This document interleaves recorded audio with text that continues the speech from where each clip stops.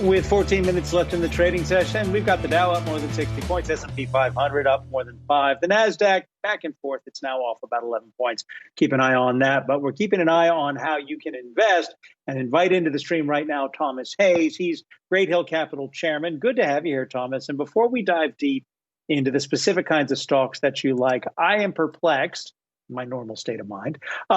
When we look at energy and we look at the energy sector today, it is back up there. It's leading the sectors. It's up over 3%. And yet yesterday and the day before, it was doom and gloom, especially with oil. What gives? Why is it so high today? Well, two things. Number one, we had a crude draw today. And number two, Adam, the market is anticipating an extension of the cuts at the OPEC meeting tomorrow. If you recall, it was delayed for a couple of days. They couldn't come to an agreement. The reports are out this afternoon that things are looking a lot more positive moving forward, and they could extend the 7.7 million barrels another 3 months, which would be very positive. Tom, does this market have enough momentum here to continue on this upward trajectory? Because we were just speaking to another guest earlier in the hour, and he was talking about that there's still a lot of concerns and a lot of risks here in the near term when it comes to the market. Yeah, it's a great question, Shauna. First off, there will be no Grinch this year, and Santa Claus is coming to town. Over the last 25 years, we know 90% of the time the market is up between Thanksgiving and Christmas. If the market is up 10 to 15% through November since World War II, it's up 100% of the time in December. And we're coming off a 33.1% annualized GDP last quarter. The most recent reads for Q4 from the Atlanta Fed are now 11% for Q4, which is much higher than expectations given all the regional shutdowns and slowdowns that we've seen due to COVID spikes. So, people are getting a little bit cautious because of the euphoric measures that you're seeing in the market. For instance, the AAII sentiment survey at 47% bullish. That's a euphoric level. The CNN Fear and Greed Index is at 92. That's a compilation of 7 different indicators. National Association of Active Investment Managers have 106% equity exposure. So when you see some reads like that, we've had these type of reads. We had them in Q1 of 2018. And yeah, we got a quick 10 to 15% pullback. But we also had them right after the election in 2016, and that was the beginning of a very long 12, 14-month bull run. So usually, Shauna, when everyone's looking for a correction is when you generally don't get it. So these metrics, while they're extended, they're known, and you have to keep in mind, many managers went into this election flat-footed, short, or over-hedged, and now they've got to play catch-up into year-end. Thomas, we've had guests on who said, and on both sides of tech, some have said, no, don't sell your tech stock this jet. Others said, yeah, it's time to be part of the rotation and go for perhaps even small cap or looks for some value stocks. But a guest earlier was talking about the fact that the low-hanging value stock fruit has already been plucked. Where would you direct people? Yeah, I would say that two things. Number one, the first 6 months after an election, cyclicals historically outperform. That's for sure.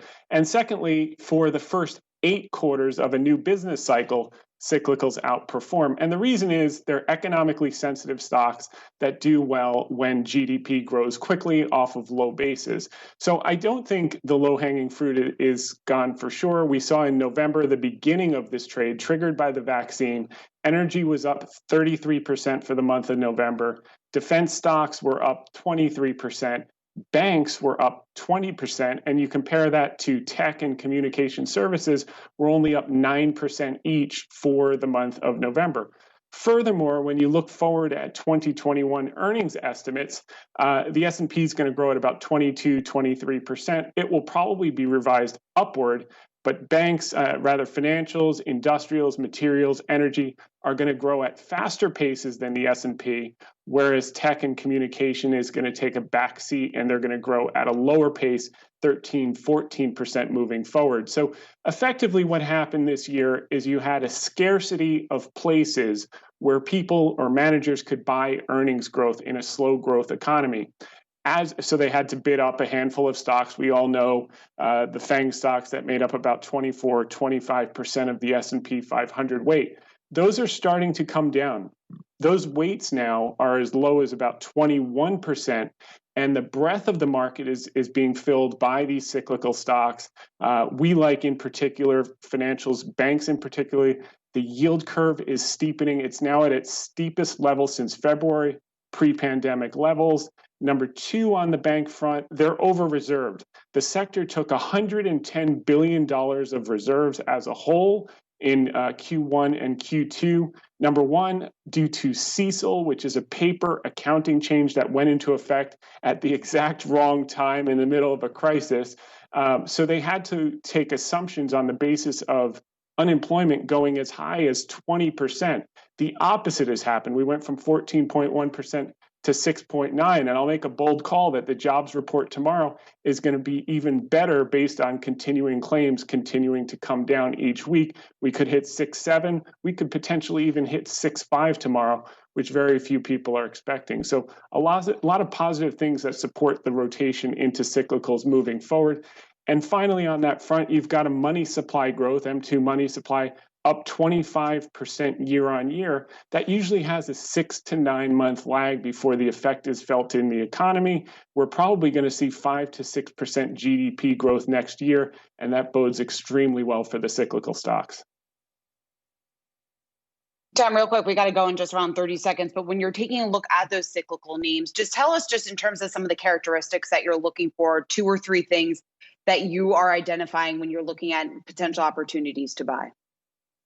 Yeah, so my favorite stock, and this has been an unpopular area, is Wells Fargo. It was the most hated stock in the S&P 500 a couple of months ago. It was trading at a 43% discount to book.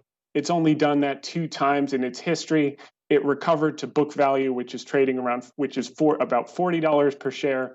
It recovered within months, not years. And I think the same thing we're going to see happen in the next 6 to 12 months. We're going to see Wells Fargo continue to accelerate off those lows, regain its book value, benefit from the net interest margin, and most importantly, benefit from reversing those over reserves, which is going to come back as earnings power that no one's priced into the stocks as of yet. Thomas Hayes is the chairman at Great Hill Capital. I think we got to line you up to get you back when the banks report the next quarter's earnings. All the best to you.